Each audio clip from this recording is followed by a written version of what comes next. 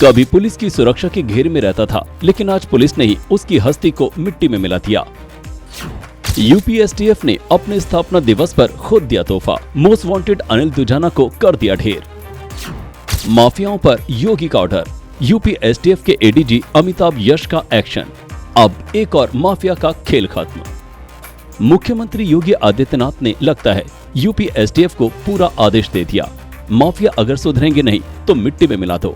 UP STF के ADG Amitabh यश ने भी लगता है सीएम योगी को कह दिया, आपने ऑर्डर दे दिया, अब माफिया या तो सुधरेंगे या जेल में रहेंगे या फिर ढेर कर दिए जाएंगे। तस्वीर देख लीजिए, कभी पुलिस की सुरक्षा में रहता था यूपी का ये मोस्ट वांटेड अपराधी, पुलिस बचाती थी, लेकिन लगता है तभी से उसने मान लिया होगा कि अपना तो पुलिस रखवाला है, लेकिन इस मुगालते में रहते हुए वो पुलिस के ही खिलाफ चला गया। अब यूपी एसटीएफ अपने स्थापना दिवस पर खुद को तोहफा दे दिया, अनिल दुजाना को ढेर कर दिया। अभी थोड़ी देर पहले ये जानकारी प्राप्त हुई है कि अनिल दुजाना जो एक ग्रेटेड गैंगस्टर है वेस्टर्न यूपी का, और इस पर बहुत बड़ी संख्या में मुकदमे कायम है। ये जानकारी प्राप्त हुई है कि अभी थोड़ा साइड हो जाता है, कॉन्ट्रैक्ट डीलर भी था, 18 मर्डर के केसेस इस पर है। एसटीएफ की मेरठ यूनिट ने एक मुठभेड़ में मार दिया है। बाकी डिटेल्स अभी अवेटेड है, डिटेल्स मिलने पर मैं आपको बात करूँगा।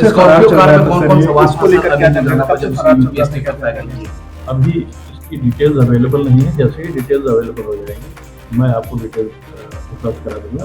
जैसे ही टीम से कॉन्टैक्ट होता है और उससे सारी जानकारी यूपी एसटीएफ अमिताभ यश ने अनिल दुजाना पर बड़ा बयान दिया। यूपी एसटीएफ की 25वीं जयंती है। यूपी एसटीएफ के गठन के दिन ही हमारी मेरठ टीम ने दुर्दांत अपराधी को मार गिराया, ये बहुत बड़ी बात है। दुजाना 64 माफियाओं लिस्ट में 42वें नंबर पर था। इस बार भी कुछ बड़े अपराध को देने के फिराक में था। एसटीएफ ने उसके इरादे को उसको खत्म करके उसके अंदर ही दफन करके छोड़ दिया।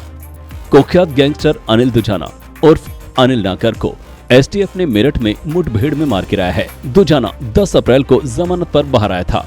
जेल से रिहा होते ही उसने गौतम बुद्ध नगर में अपने खिलाफ गवाही दे रहे लोगों को धमकियां दी थी। एसटीएफ को जानकारी मिली थी कि वो किसी बड़ी वारदात को अंजाम देने की फिराक में है, इसके चलते उसकी तलाश शुरू की।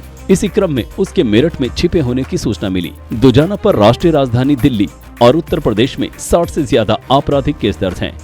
इसमें दुजाना के खिलाफ नोएडा, गाजियाबाद, मुजफ्फरनगर समेत उत्तर प्रदेश के कई जिलों में हत्या, लूट, डकैती और उगाई जैसे संगीन मामलों में एफआईआर दर्ज है।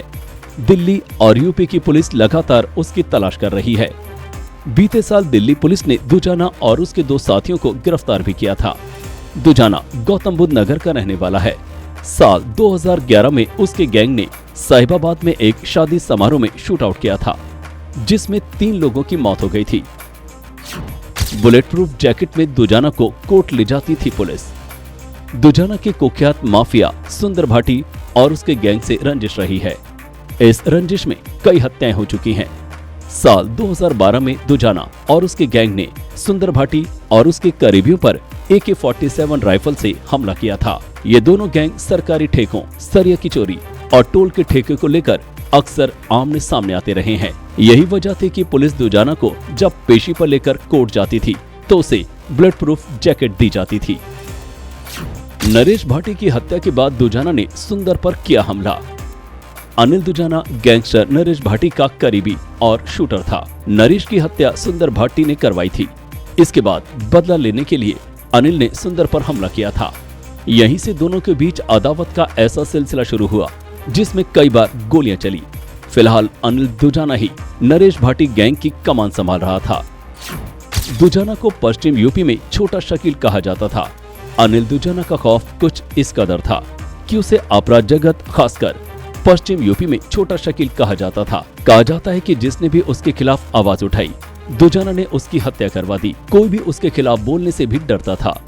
गौरतलब है कि सूबे के मुखिया योगी आदित्यनाथ ने आपराधिक गिरोहों के खिलाफ जीरो टॉलरेंस की मुहिम छेड़ रखी है। कई बार वो 2 टूक कह चुके हैं कि माफिया अपराध करने से तौबा कर ले, वरना उनके खिलाफ सख्त से सख्त कार्रवाई की जाएगी। ये कार्रवाई उसी चेतावनी को न मानने का परिणाम है। UP STF ADG Amitabh Yash and company ने कुख्यात अपराधी का खेल खत्म कर दिया। साथ ही संदेश दे दिया, यूपी में रहना है अपराध से तौबा कहना ही होगा।